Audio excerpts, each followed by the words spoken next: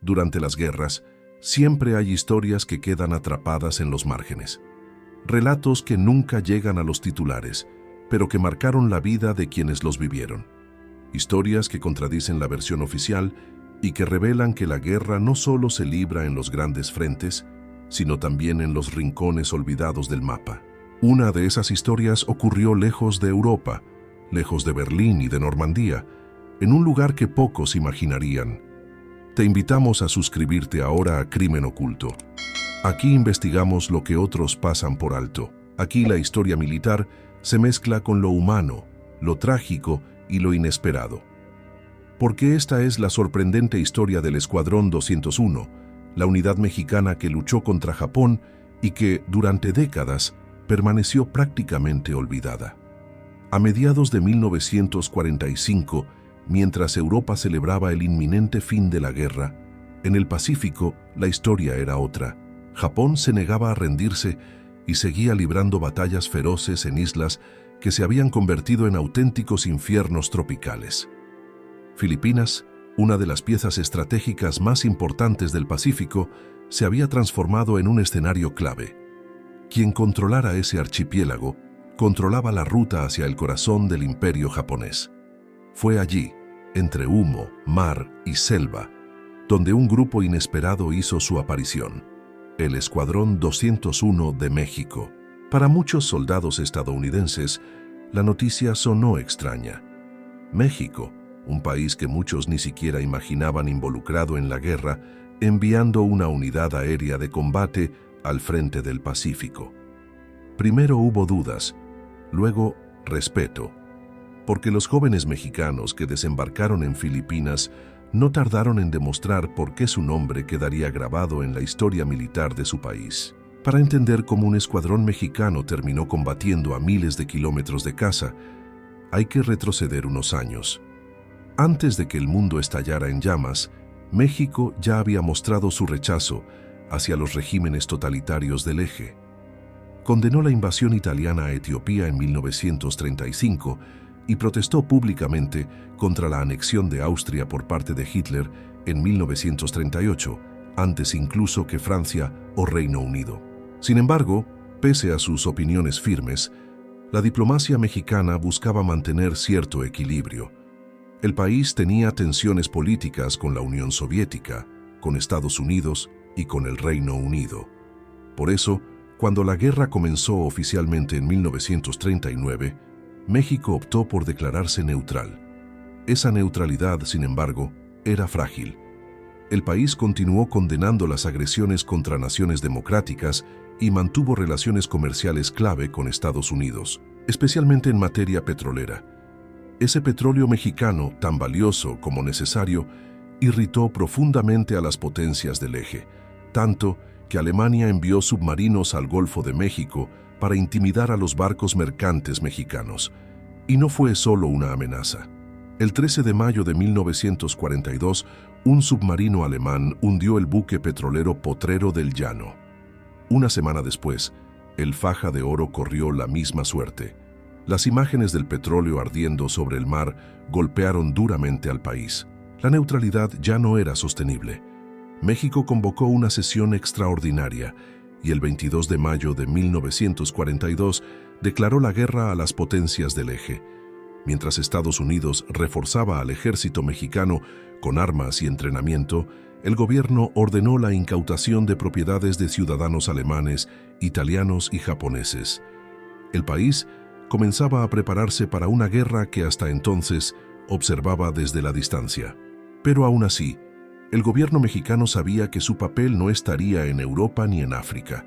Su fuerza militar no era suficiente para enviar grandes contingentes. Sin embargo, sí podía aportar algo simbólico y estratégicamente valioso: una unidad aérea expedicionaria. Así nació el Escuadrón 201, también conocido como las Águilas Aztecas. En 1944, un grupo selecto de pilotos mexicanos viajó a Estados Unidos para entrenarse con la Fuerza Aérea estadounidense. Allí comenzaron a familiarizarse con los aviones que definirían su misión. Primero máquinas prestadas, luego los poderosos P-47D Thunderbolt, capaces de arrasar posiciones enemigas con ametralladoras calibre .50 y bombas de alto impacto. El entrenamiento fue duro, pero más duro sería el frente. Muchos jóvenes mexicanos se enfrentaron a un choque cultural inesperado cuando marinos estadounidenses les dijeron que eran muy jóvenes para morir y que los japoneses no perdonaban a nadie. Pero nada de eso detuvo a los pilotos. Su viaje los llevó directamente al corazón del Pacífico, donde la guerra mostraba su peor rostro. Al llegar a Filipinas, la primera imagen fue una mezcla de horror y celebración. Por un lado, los restos de barcos hundidos se alineaban en las bahías como esqueletos metálicos. Por el otro, el gobierno filipino los recibió con una fiesta, música y comida en agradecimiento por su apoyo. Esa dualidad, muerte y bienvenida, fue una constante durante toda la campaña. En junio de 1945, el Escuadrón 201 comenzó oficialmente sus misiones de combate, volando junto al Escuadrón 310 de la Fuerza Aérea de Estados Unidos. Despegaban desde Clark Field, en la isla de Luzón, un sitio que había sido arrasado por los japoneses al inicio de la guerra. Desde allí, realizaron más de 95 misiones, acumulando casi 2.000 horas de vuelo. Una de las anécdotas más recordadas ocurrió cuando el teniente Reinaldo Pérez Gallardo voló rasante sobre una columna japonesa y abrió fuego con sus ametralladoras calibre .50. Las balas destrozaron camiones, posiciones de artillería y búnkers improvisados. Al ascender escuchó por radio la voz emocionada de un piloto estadounidense gritando: «¡Miren a ese mexicano loco!». Esa locura, o valentía según quien lo cuente, permitió expulsar a los soldados japoneses de un área estratégica.